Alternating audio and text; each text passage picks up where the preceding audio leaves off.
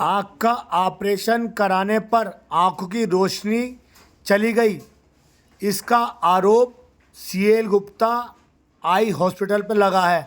पीड़ित ने इसकी शिकायत की, जिस पर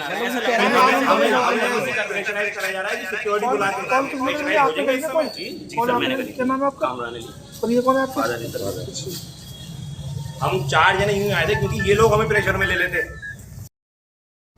दो डॉक्टरों की अलग अलग राय से पीड़ित की आंखों की रोशनी चली गई। इस घोर लापरवाही से स्वास्थ्य विभाग की लापरवाही उजागर हो गई। 1 लाख रुपए से अधिक का ऑपरेशन कराने वाले इकराम। क्या नाम है सर आपका? मेरा नाम इकराम अली है। आप कहाँ पर आए? मैं सेल गुप्ता में आया हूँ स्टैम्प दिखाने के लिए।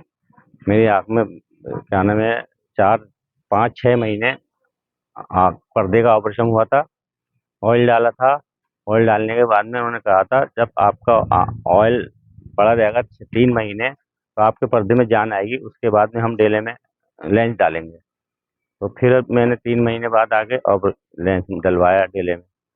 फिर भी मैंने जब मेरा वो आँख खुली एक आध दिन के बाद में 3 दिन के बाद फिर मुझे बुलाया था शायद। तो मैंने कहा मैं डॉक्टर साहब मुझे नहीं दिख रहा। बोले मैंने कहा था बैक साइड का भी नहीं दिख रहा।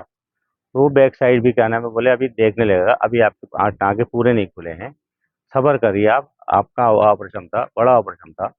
तो मैंने ठीक है साहब। मैं फिर 1 महीने बाद बुलाया, फिर 1 महीने बाद मेरी आँख में वही कंडीशन हो गई। मैं बहरहाल मुझे 4-5 महीने हो गए। अब मेरे जो परेशानी थी वो ये थी कि मेरे आँख में इतनी तकलीफ हो रही थी कि डेला मेरा ऐसा लगे झुर्रियों को निकल लिया। तो मैंने पुष्कोली का जो अपॉइंटमेंट लगाया तो बाहर गए हुए थे। तो मैंने डॉक्टर सलमान को दिखाया। तो डॉक्टर सलमान ने कहा कि आपके जो ऊपर ये टाँके हैं ये अभी नहीं खुले हैं और इसमें सूजन आ गई है, पस भी लग रहा है और लेंस पे धब्बे हैं। ये तो मैं नहीं करूँगा, आप वहीं जाइए। तो फिर आज मैं यहाँ आया हूँ तीसरे दिन।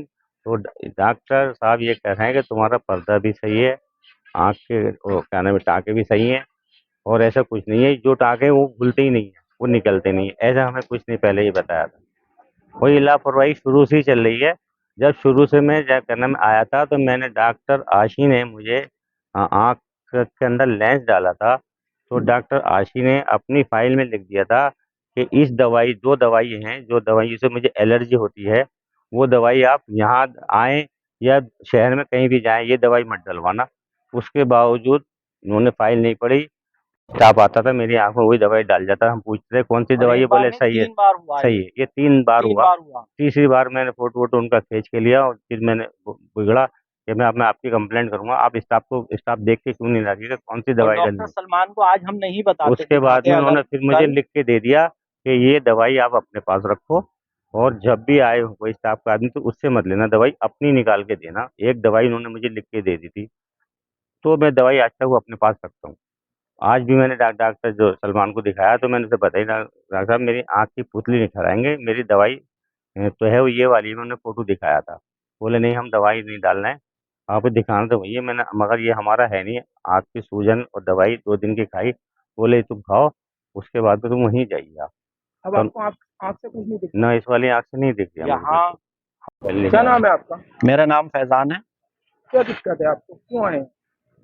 ये मेरे बहनोई हैं, इनका ट्रीटमेंट चलता है यहाँ का, अब से नहीं 10 साल से चलता है। मगर इधर आके यहाँ पे इस कदर लापरवाही हो रही है, कभी गलत दवाई डाल देना आँख में, फिर इन लोगों ने ऑपरेशन गलत कर दिया, जो कि इन्होंने हमें पूरा आश्वासन दिया था कि आँख में रोशनी भी आएगी, भरपूर दिखेगा भी आपका।